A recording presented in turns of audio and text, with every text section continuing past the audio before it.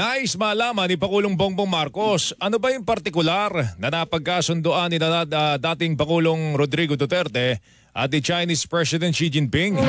Ayon po sa Pangulo, sa kayan ay nangangapa ang Administrasyong Marcos sa issue at kung bakit nagagalit ang China sa Pilipinas dahil sa hindi umano pagsunod sa naturang kasunduan.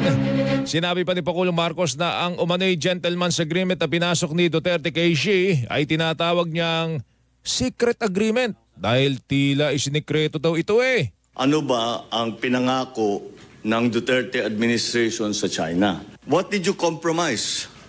Ano yung pinamigay ninyo?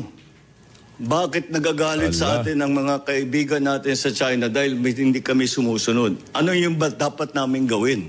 Anong laman ng secret agreement na yan? Tawag nila sa gentleman's agreement. Tawag ko dyan secret agreement. Hindi namin alam. Walang dokumento. Dinig po ni Pangulong Bongbong